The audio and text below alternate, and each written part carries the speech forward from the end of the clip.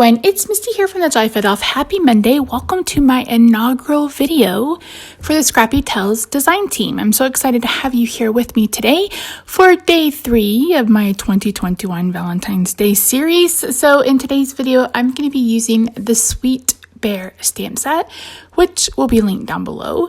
And I'm going to be doing some paper piecing. So I am using this paper pad from Crepe Paper. I think this came out last year or the year before, and this pattern has little tiny X's and O's, and I thought it would be really cute for this bear.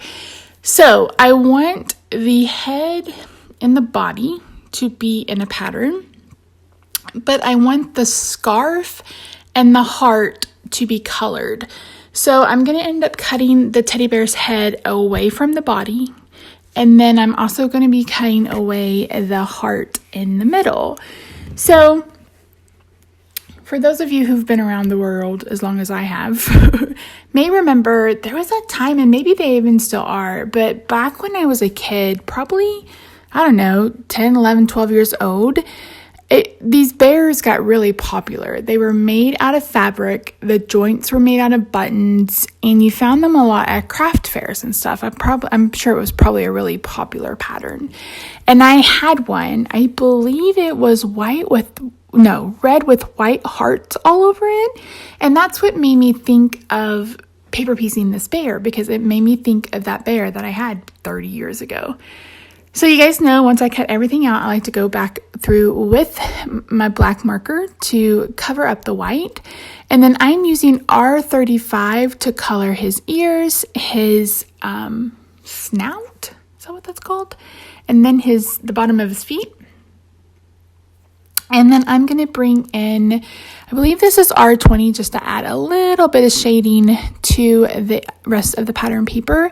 You see that I went ahead and stamped him also on a piece of white, and that's so that I could paper piece on top of him. And then I'm going to use my favorite red combo, which you guys know is R59, 46, and 35, to color the heart and to color the scarf. This is a really sweet image. I think Sweet Bear is a really good name for this stamp set. This stamp set does come with matching dies, but I didn't get them. But if you're interested, there are coordinating dies for this set. So I'm just adding a little bit of shading using all 3 colors, and I think it turned out so stinking cute. So I'm going to go ahead and cut this out with my scissors, and then I'm going to go ahead and stamp some balloons. So I'm cutting the tail off the balloon. Don't stress. These are photopolymer stamps, so it's really easy to line them back up together. Just make sure you hold on to it. I just didn't want to mess with having to cut around strings. So my thought process for this card was I wanted it to look like a little teddy bear bouquet. I don't know if you guys, I worked in elementary school, and Valentine's Day was awful. I shouldn't say awful, but parents sent their kids these huge arrangements. Even little first graders got these huge arrangements. And I can remember walking into the office one year, and I was like, whoa. And it was like 10 o'clock in the morning. And she's like, girl, you ain't seen nothing yet. So anyway, that was my thought process for this. So I knew the bear would be in front of the balloons, and I wouldn't need the string. And like I mentioned, with photopolymer stamps, you can, line them back up. So coloring these balloons, you can see my colors there. I'm using R43, 20, and 00, and then 49, 35, and 43. And I am leaving what would be the highlight white, and then I go back over and color it with the lightest color. This is probably what took me the longest on the card, was just trying to make sure that I got it deep enough, the color that I wanted. I wanted it to be really close to the paper. That's why you see me you see me refer to the hex chart several times. I think these balloons turned out so pretty, and this is probably one of my favorite shapes of heart. I know there are several shapes of heart, but this is probably one of my favorite. So I'm just kind of doing the darkest halfway and then around, and then the mid-tone around, and then again I'm leaving that one spot to be the highlight, and I'm coming back with the lightest color and coloring that in. Then I realized I'd forgotten to color the where you tie it. Speaking of tying balloons, I don't know if I ever told this story. So when I was a junior in high school, the juniors picked the theme and decorated for the seniors for prom. And our theme was Mardi Gras. And they decided to do a balloon ceiling. Basically these huge balloon streamers started in the middle and then went out to all four corners. Well, I bit my nails when I was in high school, so I was one of the only few people that didn't have nails on, so I got designated tying balloons. And by the time I was done, I had a huge sore on my finger, and I was like, never again will I volunteer to tie balloons ever in my life. It turned out really pretty, and I had a good time, but yeah, because I wasn't, I didn't wear nails, I didn't go have acrylics done. I got designated to do the balloon tying duties, which were totally not fair, but it is what it is at this point. That was so long ago. So I'm bringing in a Nouveau shimmer pen, and then I'm going to bring in the clear Nouveau drops because I want these to be very, very shiny. And it took probably a couple hours for this to dry. I actually came back a couple of days later to finish this card. So I cut all of the balloons out, and you can see there how they dried shiny with the clear Nouveau. And here I'm just placing them where I want them. And then I'm going to bring in some press and seal wrap. I got this idea, I think, from Amy from Prairie Paper and Ink years ago. She uses press and seal to pick up what she's already placed on a card. And I thought that's a genius idea. So I decided to do the same.